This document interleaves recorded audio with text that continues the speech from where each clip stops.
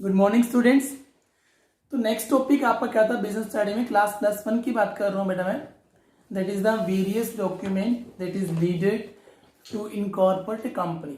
हमने कंपनी बनाई है स्टूडेंट, उस कंपनी को बनाने के लिए आपको कौन कौन से डॉक्यूमेंट्स क्या क्या पेपर फॉर्मेलिटीज करनी पड़ेगी। There are lot of formalities. Company को बनाने के लिए काफी सारी फॉर्मेलिटीज करनी पड़ती है। अब आपने ये देखना है कि वो फॉर्मेलिटीज कौन कौन से डॉक्यूमेंट्स है स्टूडेंट जो आपको प्रिपेयर करने पड़ेंगे कंपनी को बनाने के लिए। ओके, तो स्टार्ट करते हैं। First document MOA, that is the most important document. MOA that is the memorandum of association, सबसे इंपॉर्टेंट डॉक्यूमेंट है स्टूडेंट। इस डॉक्यूमेंट की इंपॉर्टेंस इसी ही बात से पता लग जाती है कि इसके बिना कंपनी बन ही नहीं सकती। इसके बिना कंपनी बन नहीं सकती। This is a very important document. Without this a company can not be incorporate. तो है क्या ये कंपनी का एक सबसे वाइटल डॉक्यूमेंट है जिसमें कंपनी के ऑब्जेक्ट लिखे जाते हैं, कंपनी को किसके लिए बनाया गया है वो लिखा जाता है, कंपनी क्या काम कर सकती है, क्या ऑब्जेक्टिव है, वो सब लिखे जाते हैं। आई थिंक आपने सिर्फ बुक्स में पढ़ा है स्टूडेंट। आज मैं आपको एमओए एक्चुअल में कैसे होता है वो दिखा रहा हूँ। मेरे पास एमओए कॉपी है, मैंने एक कंपनी बना रखी है सिरसा कम्युनिकेशन प्राइवेट लिमिटेड के अकॉर्डिंग। ये देखिए, आई थिंक आपको दिखाई दे रहा होगा मेमोरेंडम। एक और डॉक्यूमेंट है आर्टिकल, मैं पहले मेमोरेंडम की बात करूँ, memorandum of Sirsa communication private limited. ये है एमओए, ऐसे बनता है। ओके स्टूडेंट, ये देखिए, ये रजिस्ट्रेशन के बाद इसका ये पेज लगता है। कंपनी जब रजिस्टर होती है, ये हिंदी में लिखा हुआ है पंजीकरण प्रमाण पत्र, जिसे आप रजिस्ट्रेशन बोलते हो, ठीक है। इसमें रजिस्ट्रार के स्टैंप लगी हुई है, ये चंडीगढ़ से लगती है। और इसमें क्या क्या लिखा जाता है वो देखिए, वो मैंने आपको बताना है। ये देखिए यहाँ पर लिखा हुआ है द कंपनीज एक्ट 1956। अब कंपनीज एक्ट 2013 है, ये काफी टाइम पहले का है। मैं आपको बताता हूँ ये कब का है। ये है बेटा जो मैंने बनाया था, 1 मिनट के लिए, ये 2007-8 2007 और 8 अप्रोक्सीमेट 12-13 साल हो गई इस बात को। ओके, तो इसमें क्या क्या लिखा है था वो सब बता रहा हूँ। तो सबसे पहले एमओए का मीनिंग, ये स्टूडेंट एमओए आपका। ओके, इसमें क्या कुछ लिखा जाता है आप देख सकते हैं। ये सब कुछ डॉक्यूमेंट, सब कुछ बातें लिखी जाती है कंपनी के ऑब्जेक्टिव्स के बारे में। और उसके बाद ही ये सबसे लास्ट पेज है इसका।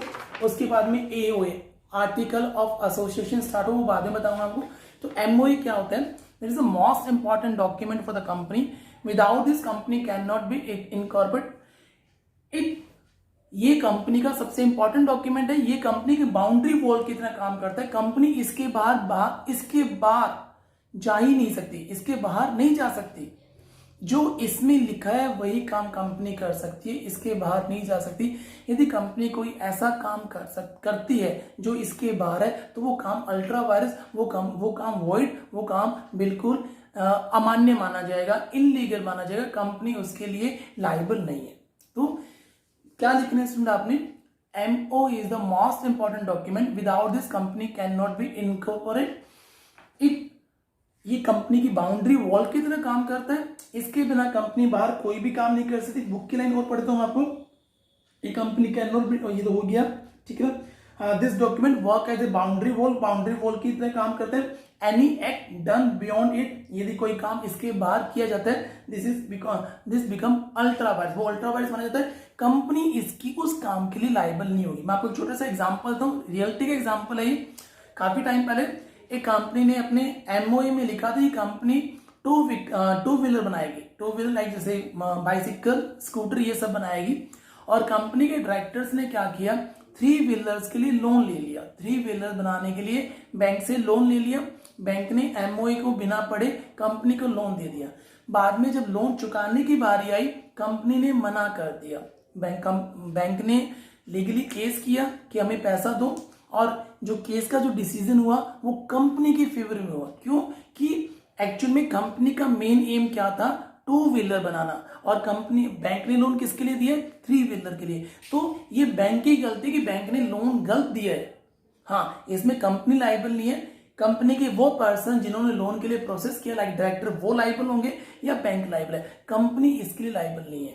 तो इसके अंदर एक बात और निकल के आती है स्टूडेंट, कि जो पर्सन कंपनी से डील करता है, उसकी ये ड्यूटी बनती है कि वो पहले एमओए पढ़ ले। ये फ्री ऑफ कॉस्ट कंपनी के रजिस्टर्ड ऑफिस में मिल जाता है, कंपनी के ब्रांचेस में मिल जाता है। आप कंपनी की साइट पर भी इसको चेक कर सकते हो, मिल जाएगा आपको ये। आप कंपनी से डील करना चाहते हो तो उससे पहले आप ये देखो कि आप कंपनी के एमओए को पढ़ लो, ताकि आपको मतलब जो काम आप कंपनी से करना चाहते हो वो काम कंपनी कर सकती है नहीं कर सकती, कंपनी के एमओए में लिखा हुआ है नहीं लिखा हुआ। तो समझ में आ गया, कोई भी काम इससे बाहर नहीं होगा। यदि कोई काम इसके बाहर है तो वो काम अल्ट्रा वायरस माना जाएगा। कंपनी इसके लायबल नहीं है, कंपनी के मेंबर जो है वो लायबल होंगे या वो थर्ड पार्टी लायबल होगी। तो मैं एक बार फिर मोटा मोटा रिपीट कर रहा हूँ, क्या MO is the most important document, it is a vital document. Company इसके बिना इनकॉर्पोरेट नहीं हो सकती। ये एक बाउंड्री वॉल की तरह काम करता है। यदि इसके बाहर कोई काम किया जाता है तो वो काम अल्ट्रा वायरस माना जाएगा, मतलब कंपनी उसके लिए लायबल नहीं होगी। Is it okay? नाउ इस एमओए में क्या क्या लिखा जाता है, क्या क्या बातें लिखी जाती है? सबसे पहले आता है नेम, इसमें आता है कंटेंट्स। इसके कंटेंट क्या क्या है? कंटेंट्स। सबसे पहले आता है नेम क्लोज, कंपनी का नाम क्या होगा? नेम क्लोज, कंपनी का नाम क्या होगा? कंपनी अपना नाम कुछ भी रख सकती है, कंपनी की मर्जी है, लेकिन जो भी नाम कंपनी रखती है वो नाम किसी एग्जिस्टिंग कंपनी से मिलता जुलता हुआ नहीं होना चाहिए। हिंदुस्तान पेट्रोलियम लिमिटेड है, हिंदुस्तान लीवर लिमिटेड है, आपने अपनी कंपनी का नाम हिंदुस्तान लीवर ऐसे कुछ रखा तो शायद आप नहीं रख पाओगे, आपका नाम रिजेक्ट हो जाएगा। तो आपकी ड्यूटी बनती है कि आप जो भी नाम रखो वो नाम किसी एग्जिस्टिंग कंपनी से मिलता जुलता हुआ नहीं होना चाहिए, नंबर 1। नंबर 2, जो भी आप नाम रखो वो नाम, उस नाम में किंग, क्वीन, रॉयल, इंपीरियल ये सब वर्ड यूज नहीं होने चाहिए। किंग, क्वीन, रॉयल, इंपीरियल ये वर्ड यूज नहीं होने चाहिए। यदि आप इन वर्ड को यूज करते हो तो पहले आपको गवर्नमेंट से परमिशन लेनी पड़ेगी। ये नाम वीआईपी माने जाते हैं। जैसे आप मोबाइल का या गाड़ी का एक वीआईपी नंबर अप्लाई करते हो तो आपको पहले गवर्नमेंट से परमिशन लेनी पड़ेगी, आपको कुछ पेमेंट करनी पड़ेगी। वही चीज यहाँ पर है। These names are very important like king, queen, royal, imperial, Hindustan, India. यदि आप अपनी कंपनी में इन नामों को यूज करते हो तो आपको पहले कंपनी से, गवर्नमेंट से परमिशन लेनी पड़ेगी। 2 बातें बताइए मैंने, कंपनी अपना नाम कुछ भी रख सकती है लेकिन नाम किसी एग्जिस्टिंग कंपनी से मिलता जुलता नहीं होना चाहिए। यदि कंपनी किंग, क्वीन ये वर्ड यूज कर रही है तो पहले गवर्नमेंट से परमिशन लेनी पड़ेगी। और एक बात और, कौन सी बात? यदि आपकी कंपनी प्राइवेट लिमिटेड है तो आपको अपने नाम के पीछे प्राइवेट लिमिटेड, जैसे ये देखिए सिरसा कम्युनिकेशन प्राइवेट लिमिटेड, आप प्राइवेट लिमिटेड वर्ड यूज करोगे। और यदि आपकी कंपनी पब्लिक है तो ओनली सिरसा कम्युनिकेशन लिमिटेड, ताकि जो इन्वेस्टर्स है या आउटसाइडर है उनको कंपनी के नाम से ही पता लग जाएगी कंपनी प्राइवेट है या पब्लिक है। आपकी कंपनी प्राइवेट है, आप अपने नाम में प्राइवेट वर्ड यूज जरूर, प्राइवेट लिमिटेड लास्ट में। और यदि आपकी कंपनी पब्लिक है, मतलब पब्लिक कंपनी है, तो फिर प्राइवेट वर्ड नहीं होगा, ओनली लिमिटेड वर्ड यूज होगा। तो 3 बातें स्टूडेंट मैंने बताई आपको, क्या क्या? नाम कुछ भी रखा जा सकता है लेकिन नाम किसी एग्जिस्टिंग कंपनी से मिलता जुलता नहीं होना चाहिए, छोटी सी लाइन लिखनी है। सेकंड, किंग, क्वीन, रॉयल ये वर्ड आप यूज कर रहे हो तो आपको पहले परमिशन लेनी पड़ेगी। थर्ड, यदि आपकी कंपनी प्राइवेट है तो प्राइवेट लिमिटेड, और आपकी कंपनी प्राइवेट नहीं पब्लिक है तो लिमिटेड वर्ड यूज करोगे। तो ये तो हो गया नेम क्लोज। सेकंड है सिचुएशन क्लोज। सिचुएशन क्लोज में क्या आएगा स्टूडेंट आपका?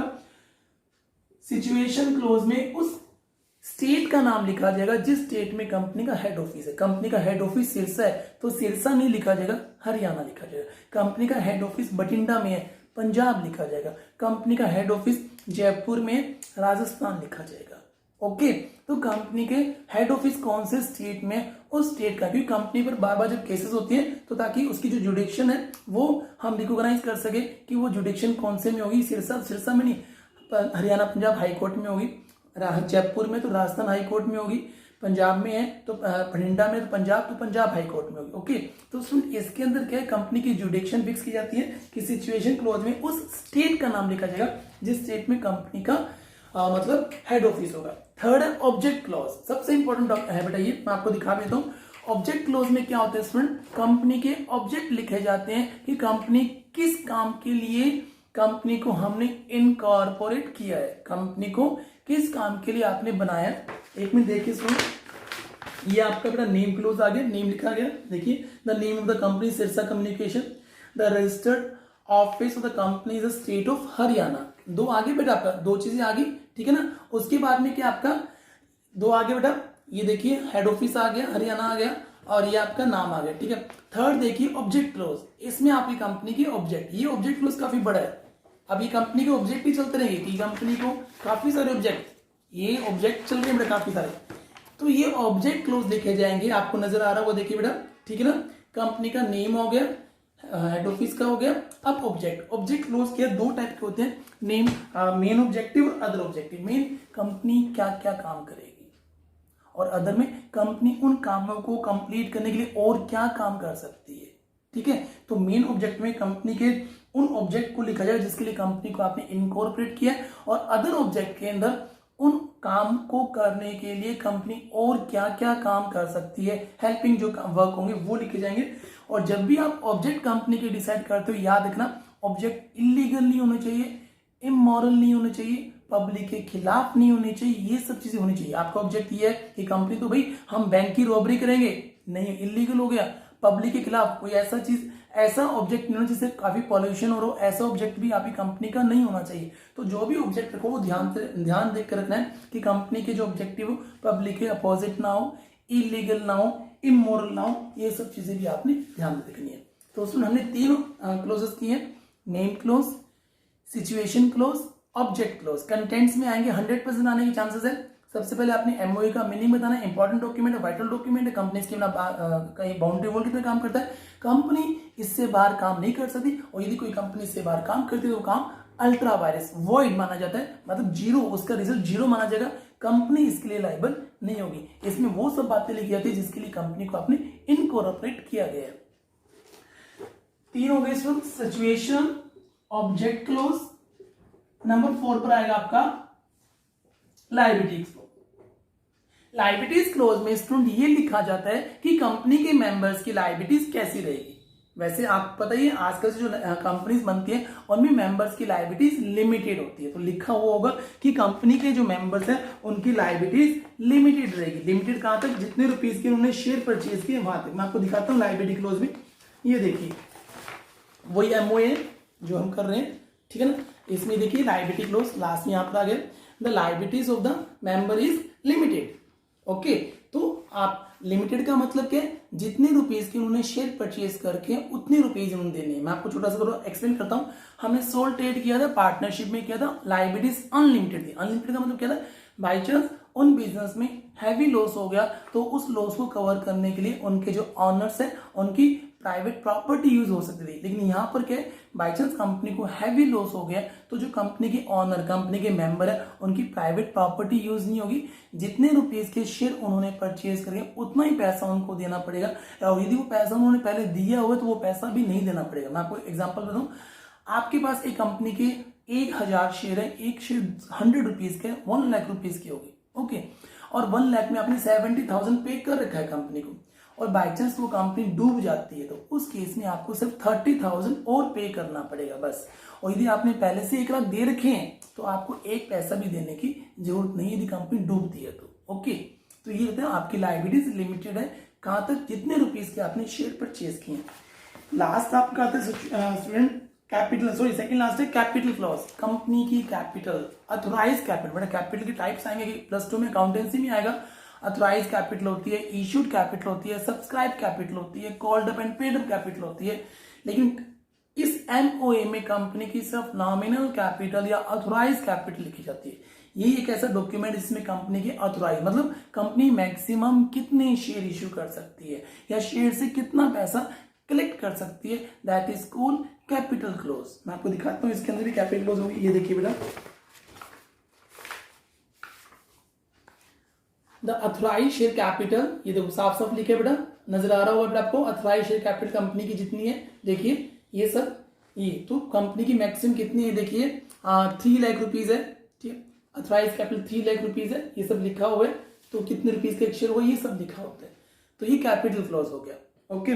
और लास्ट आता है एसोसिएशन क्लॉज। ये देखिए बेटा, एसोसिएशन क्लॉज में क्या है, जो मेंबर है, मेरे पास 2 ही ओनर थे, ये इनके नेम है, वो अपनी रिटर्न कंसेंट देते हैं कि हम दोनों का जितने पार्टनर मेंबर होंगे कि हमारा कंपनी के तौर पर इनकॉर्पोरेशन हो जाए। ये अपने सिग्नेचर करेंगे अपने, ये सब ओके, तो ये लास्ट क्लोज होता है आपका एसोसिएशन एंड सब्सक्रिप्शन क्लोज। इसमें क्या लिखा जाता है कि जो मेंबर्स हैं उनके नेम और एड्रेस लिखे जाएंगे, उनके सिग्नेचर होंगे और वो अपनी रिटर्न कंसेंट, अपनी एक्सप्रेशन देते हैं कि हम चाहते हैं कि हमारा जो हमारी कंपनी का इनकॉर्पोरेशन किया जाए। तो दोस्तों ये हम लोगों ने किया आज MOA क्या है, एक बार फिर मेन चीजें रिपीट करते हैं। That is the most important document. Why? Because without this company can not be incorporate. आपने राम कहानी पैराग्राफ में नहीं लिखना, आपने लाइंस कंपनी के अंदर इनकॉर्पोरेट नहीं हो सकती। फिर सेकंड लाइन लिखना है कि this work as a boundary wall. इसके बियॉन्ड जो काम किया जाता है वो कंपनी का वॉइड माना जाता है, अल्ट्रा वायरस माना जाता है। ठीक है, इसमें कंपनी की वो सब बातें लिखी जाती है जिसके लिए कंपनी को आपने इनकॉर्पोरेट किया गया। ये 4-5 बातें आप मीनिंग में लिखोगे। फिर आ जाओ उसके मतलब क्लोजेस में आ जाओ, कंटेंट्स में आ जाओ। नेम क्लोज, नेम में क्या लिखा जाता है, क्या था स्टूडेंट नेम के अंदर, कंपनी का नेम लिखा जाएगा। नेम आप कुछ भी डिसाइड कर सकते हो, लेकिन नेम में 2-3 बातें, क्या एग्जिस्टिंग कंपनी से मिलता जुलता नहीं होना चाहिए, नंबर 1। नंबर 2 क्या था कि king, queen, royal, imperial, India, Hindustan, ये वर्ड आप यूज करते हो तो पहले गवर्नमेंट से परमिशन लेनी पड़ेगी। और लिमिटेड प्राइवेट कंपनी तो private limited, otherwise limited word आपको यूज करना पड़ेगा। सेकंड क्या था, सिचुएशन क्लॉज। सिचुएशन क्लॉज में क्या था, हेड ऑफिस जिस स्टेट में है उस स्टेट का नाम लिखा जाएगा। थर्ड क्या था आपका ऑब्जेक्ट क्लोज, कंपनी का ऑब्जेक्ट क्या होगा, मेन ऑब्जेक्ट और अदर ऑब्जेक्ट, दो में डिवाइड कर दिया। लेकिन ऑब्जेक्ट जब डिसाइड करो कुछ बातें, कौन कौन सी, ऑब्जेक्ट पब्लिक के खिलाफ नहीं होना चाहिए, इमोरल नहीं होना चाहिए, इलीगल नहीं होना चाहिए। फोर्थ क्या था कि कंपनी के मेंबर्स की लायबिलिटीज लिमिटेड, लायबिलिटी क्लोज।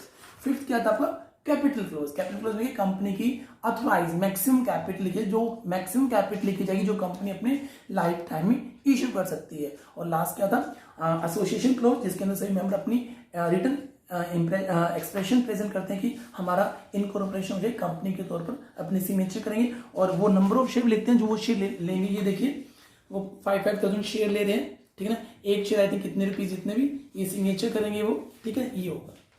तो ये बेटा आपका एक MOA, memorandum of association company बनाती है। ये बनाना जरूरी है। ये बनाकर कंपनी रजिस्ट्रार के सामने प्रेजेंट करती है स्टूडेंट। और रजिस्ट्रार फिर क्या करते हैं, देखिए रजिस्ट्रार फिर एक ये सर्टिफिकेट देगा आपको। ये सर्टिफिकेट हम बाद में फिर लगा देंगे, ठीक है। ये सर्टिफिकेट वो हमें देगा, अपनी स्टैंप लगेगी, ठीक है ना। ये सर्टिफिकेट देकर और उसके बाद में हमारा इनकॉर्पोरेशन हो जाता है। तो सुन आज हम लोगों ने किया इस वीडियो में MOA सबसे इंपॉर्टेंट डॉक्यूमेंट है। और सुन आपकी बुक में जो +1 की क्लास है उसमें से छोटा सा टॉपिक है, लेकिन आगे जब BCom में जाओगे पूरा एक चैप्टर आएगा आपका कंपनी लॉ सब्जेक्ट, वो उसमें मेमोरेंडम ऑफ एसोसिएशन पूरा चैप्टर है। ये जो क्लोज बता रखे हैं, नेम क्लोज, सिचुएशन क्लोज, ये काफी ब्रॉड में आ जाएंगे। अभी तो सब सिंपल है, तो लेकिन आपका बेस यहीं से बनेगा। आप कंपनी में जाते हो, मैनेजमेंट करते हो, अकाउंटेंसी करते हो, तो आपको एक्चुअली में पता होना चाहिए MOA that is a memorandum of association होता क्या है। ओके सुन, नेक्स्ट वीडियो में करेंगे हम आर्टिकल ऑफ एसोसिएशन। यदि आपको कोई डाउट लगे तो आप नीचे कमेंट बॉक्स में कोई क्वेश्चनिंग है आप बता सकते हो। और मुझे मोटिवेट करने के लिए प्लीज इसे सब्सक्राइब करना बेटा। थैंक यू बेटा।